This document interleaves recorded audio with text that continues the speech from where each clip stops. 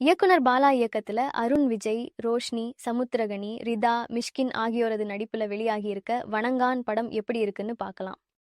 இந்த படத்தோட கதை என்னன்னா, கன்னியாகுமரியில சின்ன சின்ன வேலைகளை செஞ்சுட்டு தன் தங்கச்சியோட வாழ்ந்துட்டு வராரு அருண் விஜய்.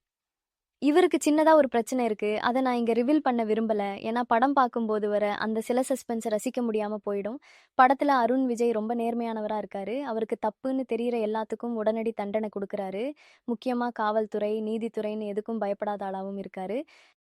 அப்படி ஒரு நாள் ஒரு ஆதரவற்றோர் இல்லத்துல இவர் வேலை செய்துட்டு இருக்கும்போது, அங்க பார்வையற்ற இளம் பெண்கள் குளிக்கிறத ஒரு 3 பேர் ஒளிஞ்சு நின்னு பார்க்குறாங்க.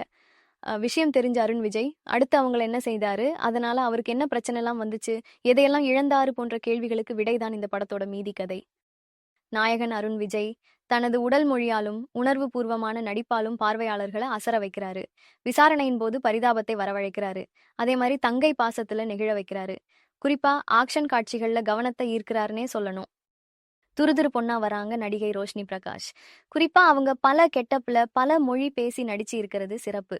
அருண் விஜய்க்கும் ரோஷினிக்கும் இடையில அப்பப்ப வர செல்லமான சண்டைகளும் ரசிக்கும்படியே இருக்கு.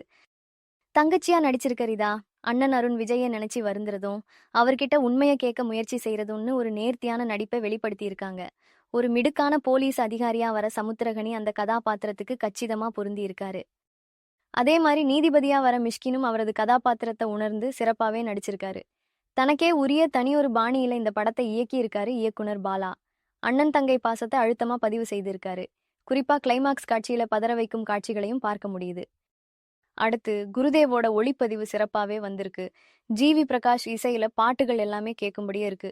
பின்னணி இசையில மிரட்டி இருக்காரு சாம் சிஎஸ்.